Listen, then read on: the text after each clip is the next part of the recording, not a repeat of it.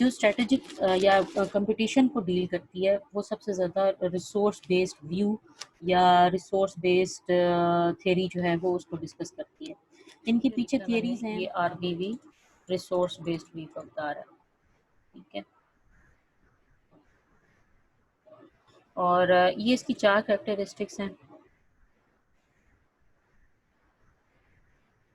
कि कोई भी प्रोडक्ट जो होगी वो वैल्यूएबल होगी। किसी भी एक ऑर्गेनाइजेशन की प्रोडक्ट वैल्यूएबल होगी तो उसका कंपेटिटिव एज बनेगा। अगर वो रेयर होगी, मार्केट में दूसरों के पास नहीं है और आप एक की ऑर्गेनाइजेशन के पास है, तो वो भी आपकी कंपेटिटिव एज बनाएगा। दैन इम्परफेक्टली इमिटेबल है, यानी कि उसको कॉपी नहीं किया जा सकता, तो आपकी ऑर्गेनाइजेशन का कंपेटिटिव एज बनाएगा।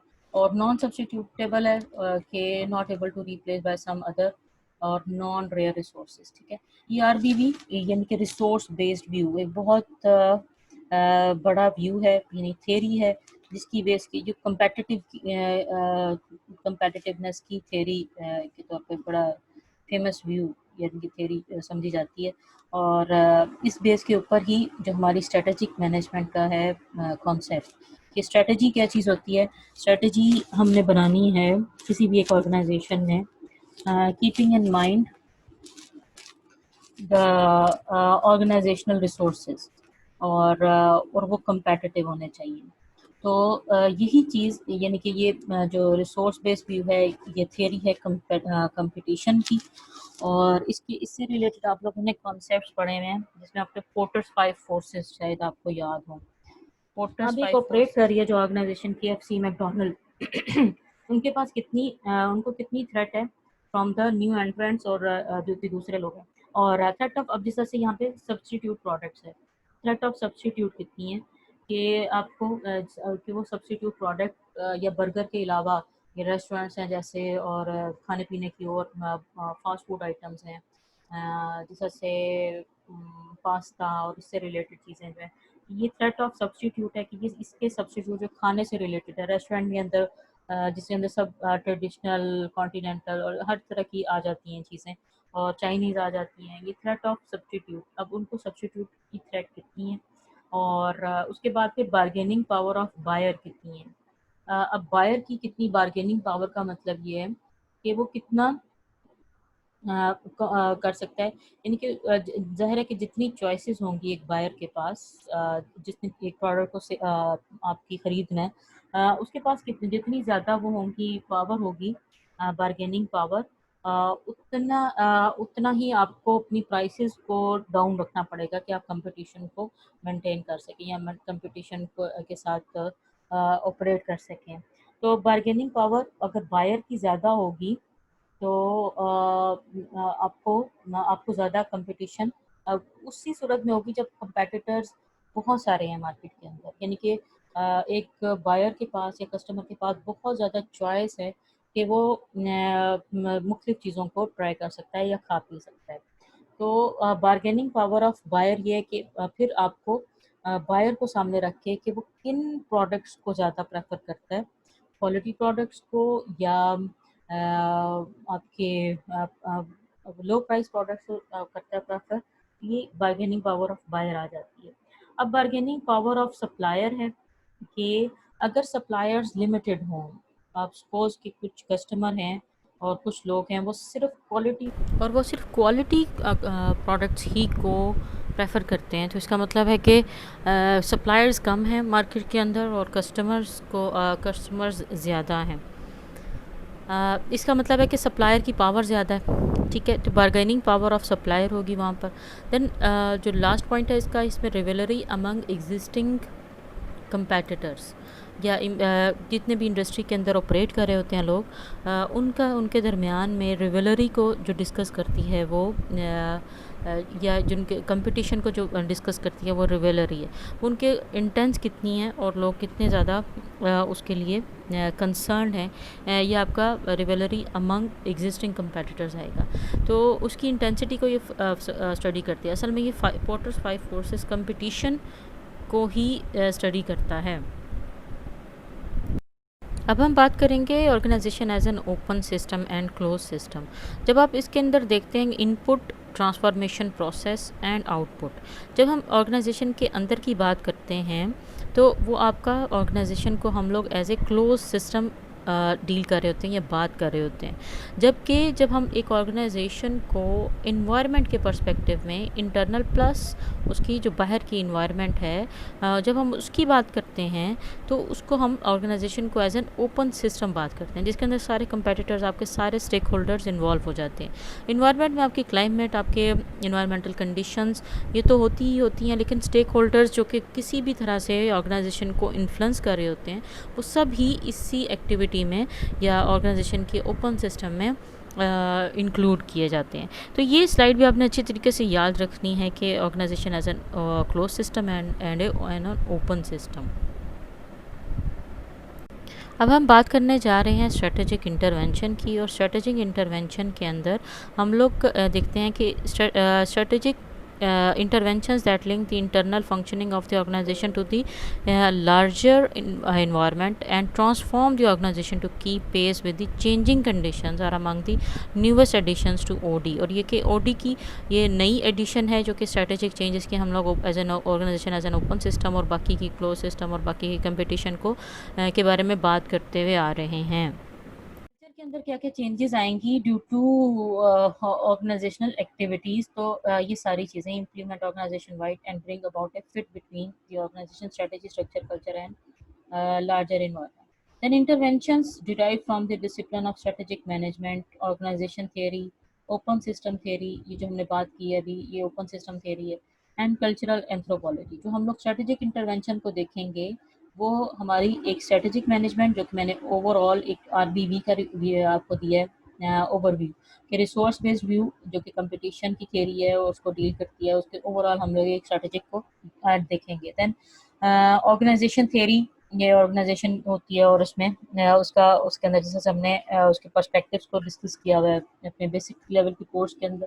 देन ओपन सिस्टम थ्योरी जिसमें हमने ओपन एंड क्लोज सिस्टम की बात की है। देन कल्चरल एंथ्रोपोलॉजी कि कल्चरल के अंदर जो कल्चर के अंदर हम लोगों को जो चेंजेस करने पड़ते हैं according to the environmental conditions, तो ये भी ओडी के ही पर्सपेक्टिव है या उसका स्ट्रेटेजिक इंटरवेंशन इससे रिलेटेड होगा।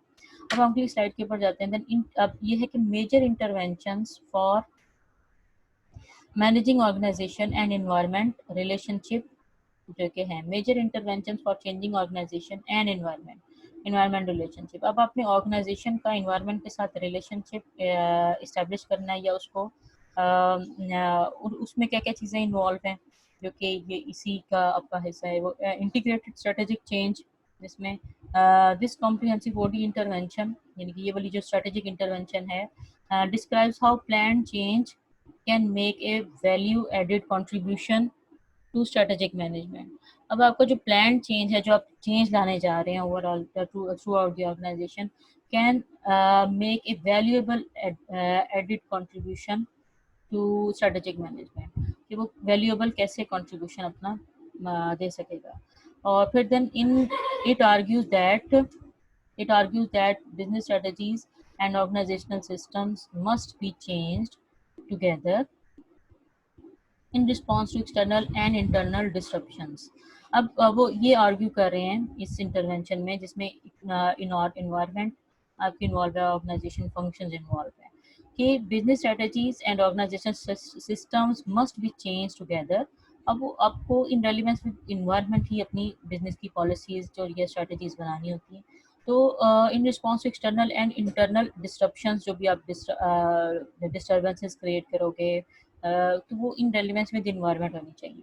And strategic change plan helps members manage the transition between a current strategy and the organization design and the desired future strategic orientation। ठीक है, इसमें तीन बातें हुई हैं कि स्ट्रेटेजिक प्लान होगा, जो चेंज प्लान होगा वो तीन चीज़ों के ऊपर एक तो करंट स्ट्रेटेजी क्या है यानी कि रनिंग क्या चल रही है, फिर ऑर्गेनाइजेशन का डिज़ाइन क्या है जो करंट डिज़ाइन है, और फिर डिज़ायर्ड फ्यूचर स्ट्रेटेजिक ओरिएंटेशन क्या है कि हम लोग उसको करना क्या चाह रहे हैं, उसमें कौन सी चेंजेस लाने जा रहे हैं। तो हम लोग ये तीन काम करेंगे, लेकिन ये जो ओडी का जो है ये फील्ड ये हम इन सब को डिस्कस करेगी कि प्रेजेंट क्या स्टेज है, फिर ऑर्गेनाइजेशन का ओवरऑल डिज़ाइन कौन सा है, और उसके बाद फिर हमारी फ्यूचर स्ट्रेटेजिक डायरेक्शन क्या है कि हम लोग किस पर्सपेक्टिव में मूव करना चाह रहे हैं या प्रेजेंट स्टेट से कौन सी फ्यूचर स्टेट में जाना चाह रहे हैं। अब यहाँ पे मेजर इंटरवेंशंस, ये वही चीज़, major intervention for managing organisation and environment relationships, उसका ये जो सेकंड पॉइंट है जिसे हमने पहले भी बात की है,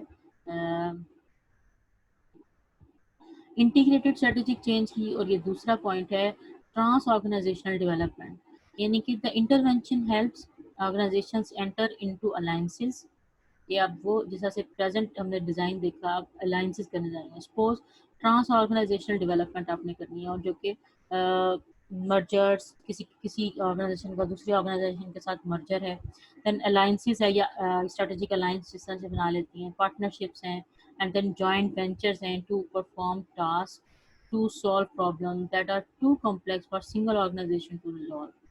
ठीक है, अब एक ऑर्गेनाइजेशन के लिए यानी कि ये चीज़ें करना मुश्किल होता है, लेकिन ओडी प्रैक्टिशनर ज़ाहिर है कि एक चेंज की इन्वायरमेंट लाना चाह रहा है। तो इस इंटरवेंशन के अंदर आपके जो ज़्यादा होंगे वो अलाइंसेस, इससे आपका फोकस है कि आपकी दूसरी ऑर्गेनाइजेशन के साथ मर्जर है या अलायंस है, आप स्ट्रेटेजिक पोजीशन या उसका जो ऑर्गेनाइजेशन का डिज़ाइन है वो प्रेजेंटली क्या है और उस फ्यूचर क्या है। It helps organizations recognize the need for partnership and develop appropriate structure for implementing them. अब ज़ाहिर है कि हम लोगों को ऐसे appropriate structures बनाने हैं कि जो दोनों organizations को merge करने में आसान हो सके। Then mergers and acquisition integration है, ये इसका थर्ड पॉइंट है। The intervention describes how OD practitioners can assist two or more organisations to form a new entity.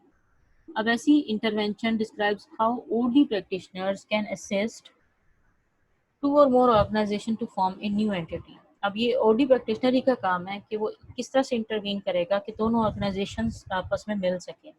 And addressing key strategic leadership and cultural issues prior to the legal and financial transactions helps to smooth operational integration। कि ज़ाहिर है कि जो strategic leadership and cultural issues हैं वो उनको वो address करेगा मर्जर से पहले, क्योंकि हर ऑर्गेनाइजेशन का कल्चर डिफरेंट होता है दूसरी ऑर्गेनाइजेशन से, जो कि फियर क्रिएट करता है किसी भी एक ऑर्गेनाइजेशन के अंदर। अब यहाँ पे हम कल्चरल चेंज की बात कर लेते हैं, ये इसका एक और पॉइंट है। This intervention helps organization develop cultures, behaviours, values, beliefs and norms appropriate to their strategies and environment। अब जब भी इंटरवीन करना है एक बॉडी प्रैक्टिशनर ने, तो उसने कल्चर को देखना है, उसमें बिहेवियर देखना है लोगों के, वो कितने मेच्योर हैं और क्या वैल्यूज़ हैं, जो रनिंग वैल्यूज़ क्या हैं, लोग किसको प्रेफर करते हैं, या रनिंग ऑर्गेनाइजेशनल वैल्यू क्या है, एंड बिलीव क्या है, और नॉर्म्स क्या हैं। नॉर्म्स होते हैं कि जो in operation होती हैं चीज़ें, then appropriate to their strategies and environments। It focuses on developing a strong organizational culture to keep organization members pulling in the same direction।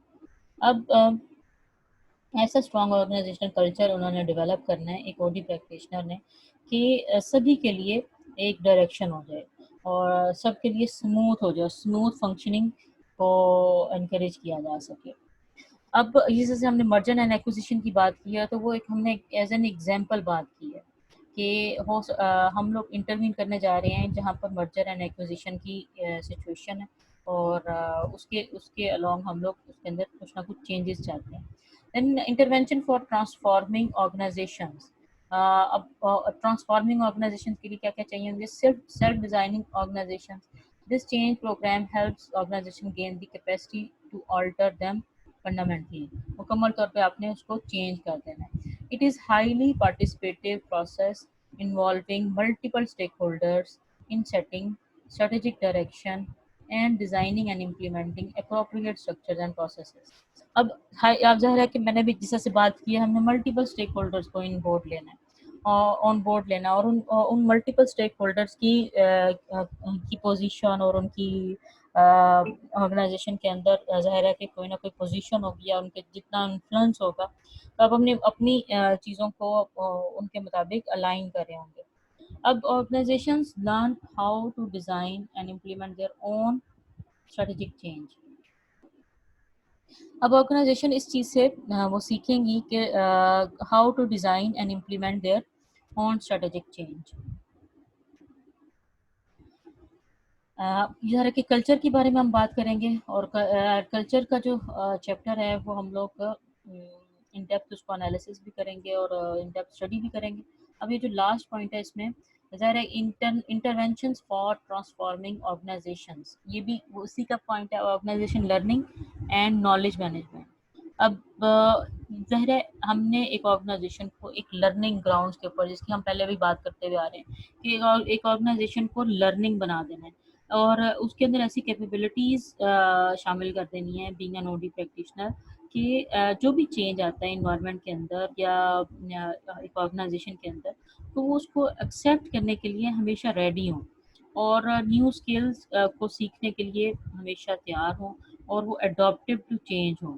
अब अडॉप्टेबिलिटी, ये अडॉप्टेबल होने की बात ये जो हम करते हैं, this intervention describes two interrelated change processes: organization learning, which seeks to enhance an organization's capability to acquire and develop new knowledge, and knowledge management।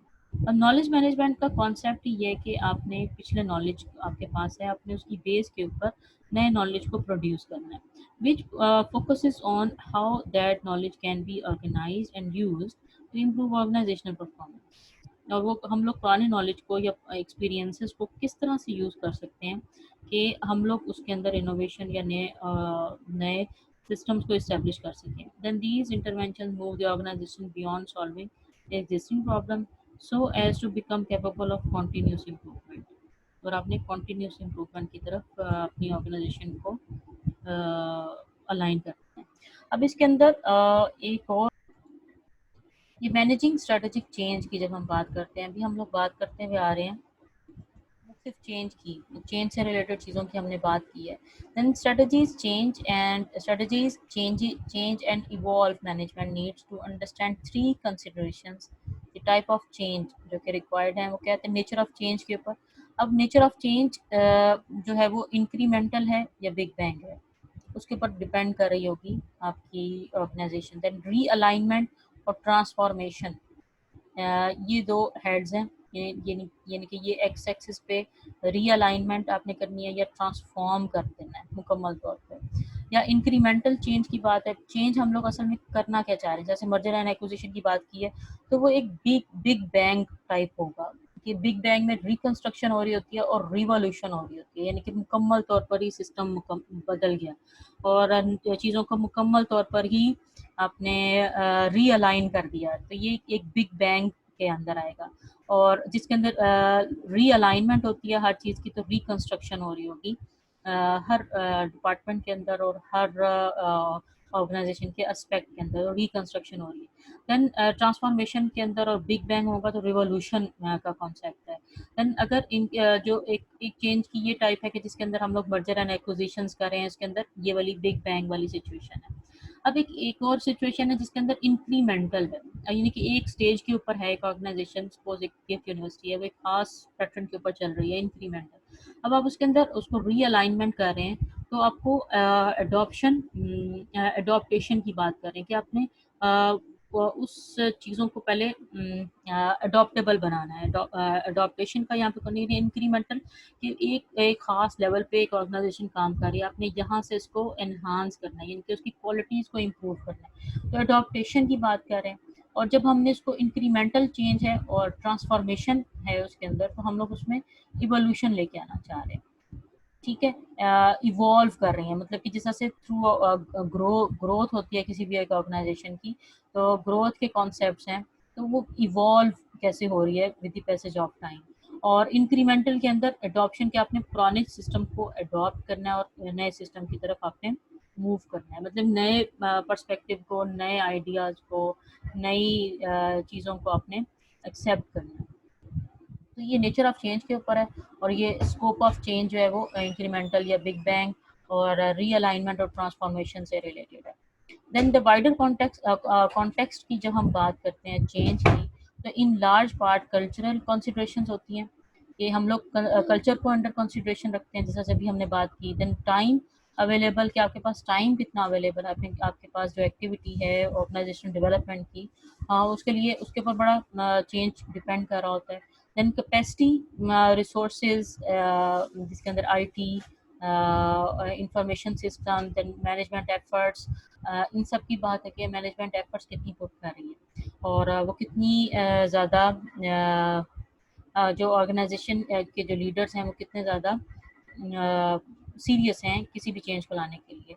And features to preserve, and workforce readiness to change, और workforce कितनी ready है इस change को accept करने के लिए, and organisational diversity, और कितनी डाइवर्स वर्कफोर्स में काम करती है, कितने बैकग्राउंड्स के, कितने एक्सपीरियंस और इनएक्सपीरियंस्ड, कितने एम्प्लॉय लेवल, कितना लेबर लेवल, ये सब चीज़ें जो चेंज कोई सा भी जो कॉन्टेक्स्ट होगा, जो वाइडर कॉन्टेक्स्ट को अगर देखें तो वो इन सब चीज़ों के ऊपर डिपेंड कर रहा होता है। फिर ऑर्गेनाइजेशन की कितनी कैपेबिलिटी है प्रेजेंटली, और फिर वो स्कोप ऑफ चेंज की बात की, जो हमने पिछले स्लाइड में बात की, स्कोप कितना है, चेंज के का स्कोप क्या है।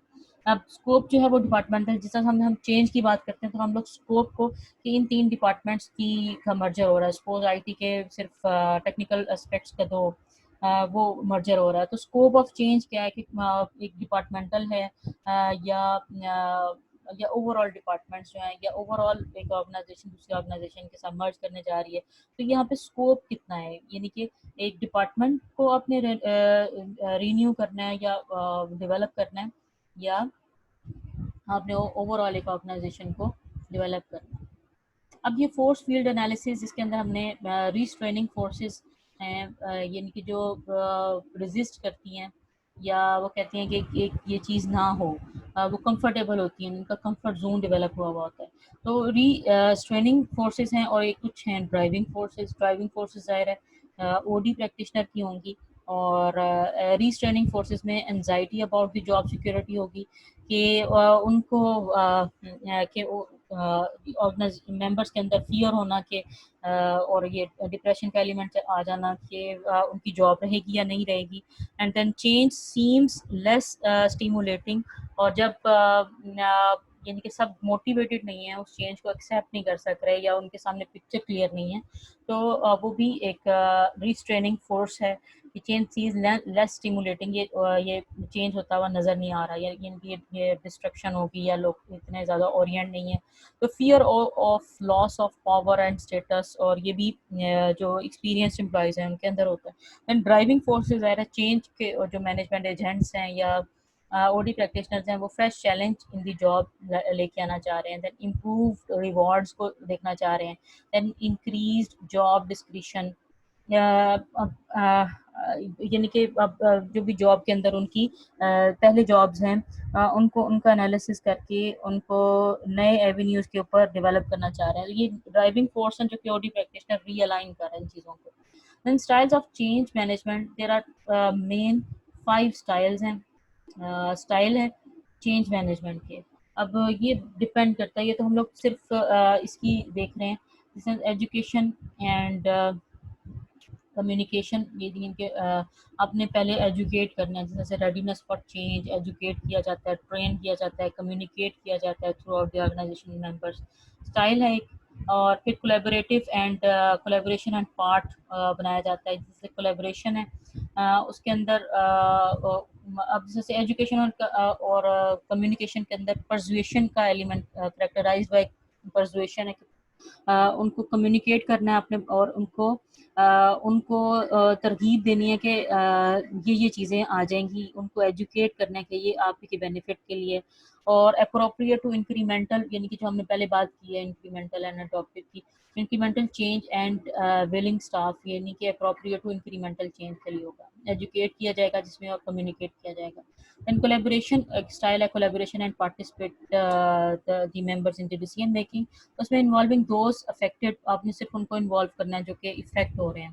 Then incremental changes, supportive culture के लिए ज़्यादा है, जब जहाँ पर लोग सपोर्ट करते हैं वहाँ पे ये कोलैबोरेशन और पार्टिसिपेशन इन डिसीजन मेकिंग ये अप्रोप्रिएट हो जाता है। देन इंटरवेंशन, जिसमें चेंज एजेंट के characterize by change agent, and then appropriate to incremental change, ठीक है। ये इंक्रीमेंटल चेंज की चीज़ें हैं, जिसमें स्टाइल कौन कौन से कामयाब रहते हैं, जिसमें education and communication, collaboration and participation, और इंटरवेंशन। और तीसरी जो डायरेक्शन है डायरेक्शन की जो करेक्टरिस्टिक्स है, managerial authority, probability of resistance, यानी कि ये डायरेक्शन आपने दे दी, और उसके बाद फिर ट्रांसफॉर्मेशन के जहाँ पे ट्रांसफॉर्म कर रही होती है ऑर्गेनाइजेशन अपने आप को मुकम्मल तौर पर, वहाँ पे ये अप्रोप्रिएट होता है। देन कॉरिजन, या ये use of power, impose change.